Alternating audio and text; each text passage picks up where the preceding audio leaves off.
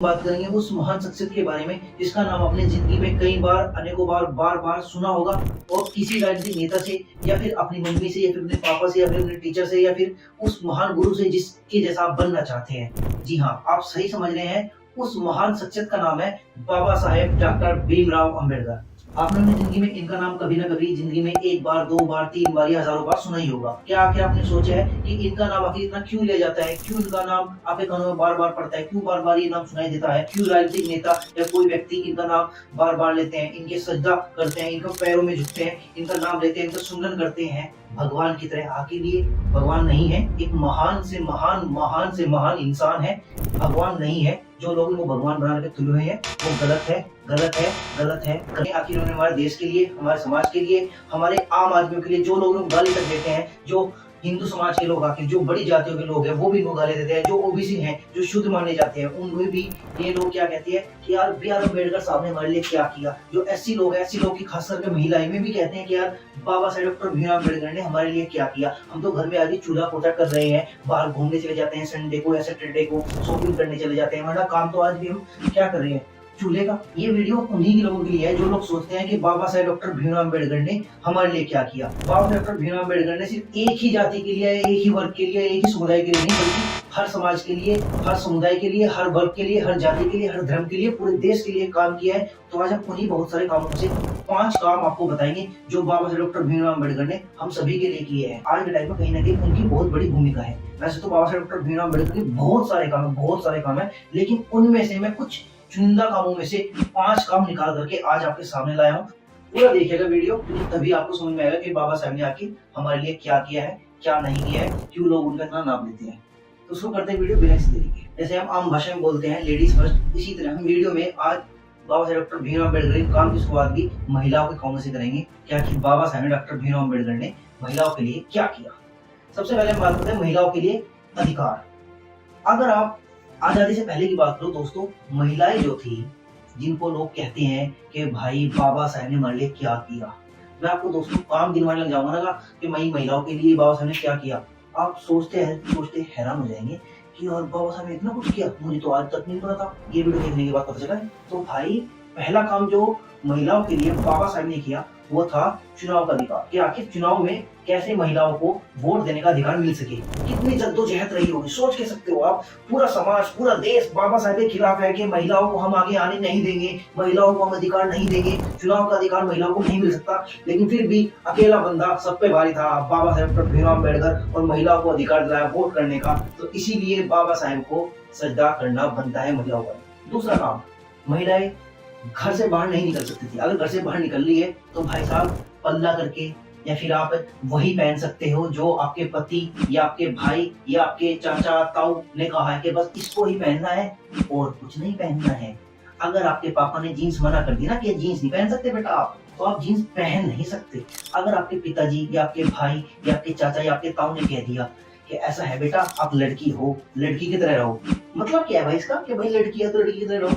अभी लड़की तो लड़की की तरह ही रहेगी ना, लड़का है लड़की की तरह रहेगा, सिंपल सी बात है। लेकिन फिर भी कहते हैं ना चाचा ताऊ कि भाई लड़की है बेटा, लड़की की तरह रह। और बाबा साहब ने कहा भाई लड़की है, अपनी लाइफ एंजॉय करो, लड़की हो, लड़की की तरह रहते हो आप, लेकिन एंजॉय करो, अपने संतत रहो, पूरा फ्रीडम लो, अपने पूरी फ्रीडम रखो। जीन्स पहनने का मन कर रहा है जीन्स पहनो, जूते उल्टे पहनने का मन कर रहा है जूते उल्टे पहनो, जीन्स फाड़ के पहनने का मन कर रहा है जीन्स फाड़ के पहनो। किसी का बाप नहीं रोक सकता, क्योंकि ये अधिकार है आपका, ये फ्रीडम है आपकी। और अगर आपको घूमने जाना है बाहर तो आप बिना पल्ले के जा सकते हो।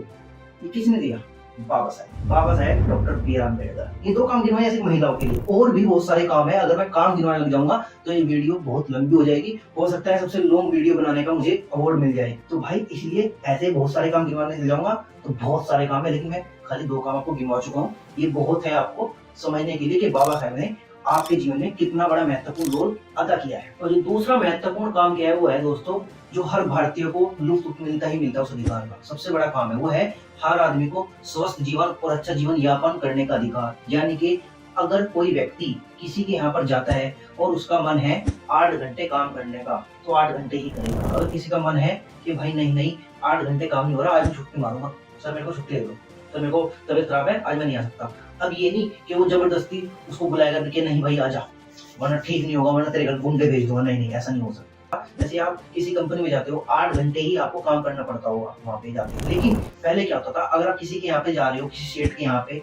और काम करते हो तो आपको 14 घंटे काम करना पड़ता था, ठीक है। और अब आप किसी के सेठ के यहाँ जा रहे हो, किसी कंपनी में जा रहे हो, अब आपको मात्र 8 घंटे काम करना पड़ता है। तो थैंक्स करिए बाबा साहेब डॉक्टर भीमराव अम्बेडकर का, क्योंकि उन्हीं की वजह से आपको 14 घंटे काम न करके सिर्फ और सिर्फ 8 घंटे काम करना पड़ता है। तो थैंक्स कीजिए, क्योंकि ये हर भारतीय के काम आता है ये वाला अधिकार। अब आप कैसे कह सकते हैं कि सिर्फ बाबा साहेब ने जो एसएफएस लोग हैं, शूद्र लोग हैं, जो ओबीसी लोग हैं, एससी लोग हैं, एसटी के लोग हैं, उन्हीं के लिए काम किया है। और तीसरा जो सबसे बड़ा काम है दोस्तों, आज के टाइम में अगर देखा जाए बहुत ही बड़ा काम है। क्यों? क्योंकि आज के टाइम पे धर्म परिवर्तन होते जा रहे हैं, धर्म हो भी रहे हैं परिवर्तन, और धर्म जबरदस्ती भी करवाए जा रहे हैं। हालांकि मुझे नहीं पता कितना इसमें झूठ है और कितना सच है। ऐसे एक कहावत है कि आधी हकीकत आधा फसाना, भाड़ में जाए जिसने जाना। तो कुल मिला के धर्म परिवर्तन आप जबरदस्ती किसी करा नहीं सकते। धर्म का अधिकार दोस्तों आर्टिकल 25 में मिलता है। इसमें आपको बताया गया कि भाई आपका धर्म है, आप मानो, दूसरे के धर्म में अड़ंगा मत डालो कि भाई तेरा धर्म, तू जबरदस्ती उसके धर्म में क्या कर रहा है कि भाई 2 थप्पड़ लगा इसको, इधर मेरे धर्म में आ जा। साले हिंदू बनना तो इधर मुसलमान बनना, और उधर हिंदू गए साले ज्यादा बनना, जय श्री राम तलवार निकाल कर कच्छ आजा। बाकी तेरा पति मर गया और पूरा परिवार आ जाओ, मुसलमान कहते भाई आ जाओ, नमाज पढ़ना बंद करो, आ जाओ। ऐसा नहीं चलेगा जब तक संविधान है। ये किसने किया? ये बाबा साहेब के संविधान है, ये बाबा साहेब की देन है। क्यों? क्योंकि बाबा साहेब अगर ना होते तो आज के टाइम पे कत्ले आम मच जाता। जिस तरह से आज का टाइम जो चल रहा है वो नाजुक समय चल रहा है, क्योंकि एक तरफ राम चल रहा है, एक तरफ रहीम चल रहा है। और नाजुक समय में नाजुक हालात जब बनते हैं दोस्तों, हकीकत ये है इस टाइम किसका धर्म परिवर्तन हो जाए पता नहीं लगता। लेकिन संविधान हमें ये छोड़ देता है कि अगर कोई व्यक्ति मंदिर में बैठा हुआ पूजा कर रहा है तो हम भी अपनी नमाज पढ़ सकते हैं। अगर कोई व्यक्ति मस्जिद में बैठा हुआ नमाज पढ़ रहा है तो हम भी अपनी पूजा कर सकते हैं। सबको अपना अपना अधिकार है, अपने धर्म का प्रचार करने का अधिकार है, अपने धर्म को बढ़ावा करने का अधिकार है, अपने धर्म को प्यार से मनाने का अधिकार है। अगर मान के चलते हैं मैं कोई व्यक्ति हूँ और मैं किसी धर्म में जाना चाहता हूँ, प्यार से जाऊंगा, किसी जोर जबरदस्ती से नहीं जाऊंगा, प्यार से जाऊंगा। प्यार से मेरा पूरा हक है किसी भी धर्म को अपनाने का, हिंदू को अपनाने का, मुस्लिम को अपनाने का, बौद्ध धर्म को अपनाने का, ईसाई धर्म को अपनाने का, किसी भी धर्म को मैं प्यार से अपना सकता हूँ। लेकिन कोई जबरदस्ती करेगा तो मैं उसके खिलाफ कंप्लेन करूंगा, गवर्नमेंट उसके खिलाफ एक्शन लेगी और उसकी पिटाई होगी जबरदस्त वाली, ठीक है जी। और हर धर्म के अपने अपने मजे हैं, हर धर्म में कुछ बेनिफिट होता है, हर धर्म में कुछ ना कुछ नेगेटिव होता है, कुछ अच्छा होता है, कुछ बुरा होता है। दोनों फैक्ट आपको देखने चाहिए। अब बात करते हैं इससे भी इम्पोर्टेंट वाले काम की, जो कि है मजदूरों को उनका हक दिलवाना। वैसे तो संविधान सभा में एक भी मार्क्सवादी नहीं था, लेकिन मैं आपको बताऊं दोस्तों, बाबा साहेब इतने बड़ी सोच वाले व्यक्ति थे, इतनी लंबी दूरदर्शी व्यक्ति थे। उन्होंने सोच रखा था कि अगर मजदूरों को उनको हक ना मिला तो कहीं ना कहीं ये भी गलत होगा। क्योंकि आज जो ओबीसी है, जिन्हें कुछ लोग पता है कि ओबीसी शूद्र होते हैं, और कुछ लोग ऐसे हैं जो ओबीसी अपने आप को मानते हैं, लेकिन ओबीसी अपने आप को मानते हुए भी शूद्र नहीं मानते हैं। है कुछ लोग ऐसे। तो ये जो ओबीसी लोग थे ये क्या करते थे, जो कि पहले शूद्र थे, ये क्या करते थे, बड़ी जातों के पैर दबा दिए, कुछ काम कर दिया, तो इसके बदले इनको कुछ पैसा नहीं मिलता था, इनके कुछ वो नहीं मिलता था कि हाँ भाई एक काम करो, ये ले पैसे ले ले, या फिर कुछ सामान दे ले, ये भाई तुमने इतनी मजदूरी कर ली, आज दिन भर तुमने मजदूरी की हमारा काम किया, अब तो इसके बदले ये पैसा ले ले या फिर ये तीज ले ले। ऐसा बिल्कुल भी नहीं इनको दिया जाता, बिल्कुल नहीं दिया जाता कि भाई काम करवाया भाड़ में जा, शूद्र है शूद्र की तरह है, ऐसा इनको बोला जाता था ओबीसी में। अब बाबा साहब ने क्या किया, बाबा साहब भीमराव अम्बेडकर के भाई आ जाओ साथ, तुमको आ जाओ। तो उन्होंने क्या किया, मजदूरों को उनका हक मिलेगा, न्यूनतम आय, ठीक है जी, न्यूनतम आय मिलेगी। अगर कोई व्यक्ति आपके यहाँ पे मजदूरी करता है 8 घंटे की, तो आपको उसका वेतन देना पड़ेगा 500 रुपये पर डे, 400 रुपये पर डे। जैसे आपके घर पे कोई मकान बन रहा है या दुकान बन रही है या कुछ भी बन रहा है, ठीक है, और आपके यहाँ मजदूर काम करने के लिए आता है, और अगर उसने बोला कि जी 500 रुपये लगेंगे महाराज जी, तो आपने कहा ठीक है भाई कोई बात नहीं 500 रुपये लेंगे, तो आपको उसको 500 रुपये देने पड़ेंगे। लेकिन आपने समझा कर दिया कि भाई नहीं मिलते, तो आपके ऊपर केस हो सकता है कि सर मैंने इसके यहाँ पे पूरे दिन मजदूरी किया और उसने मेरा 500 रुपये दिया।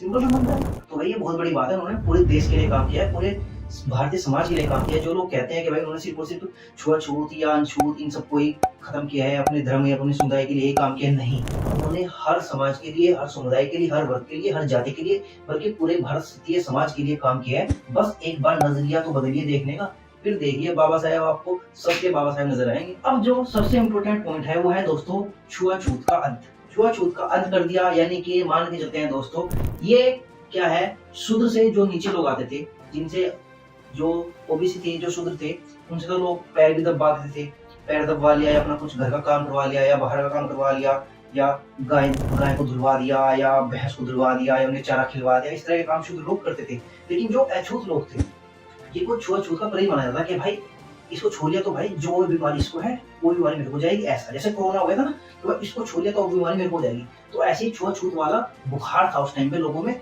कि भाई अगर इसको छू लिया ना, इस इंसान को छू लिया, हम भी इनकी तरह छूत बन जाएंगे, हम भी इनकी तरह बिल्कुल पापी बन जाएंगे। बाबा साहब ने कहा अच्छा पागल मानना अपने को है। बाबा साहब ने इलाज कर दिया कि आ जाओ संविधान बना रहा हूँ ना, तेरा भी इलाज करूंगा। लिख दिया कि भाई जो भी छुआछूत करेगा उसके खिलाफ सख्त से सख्त कार्रवाई होगी। अब करके दिखा, कोई छुआछूत कर ही नहीं सकता। लेकिन कुल मिला के दोस्तों 5 काम मैंने आपको बहुत चुनिंदा काम मुझे बताए, बाकी बहुत सारे काम हो सकते थे।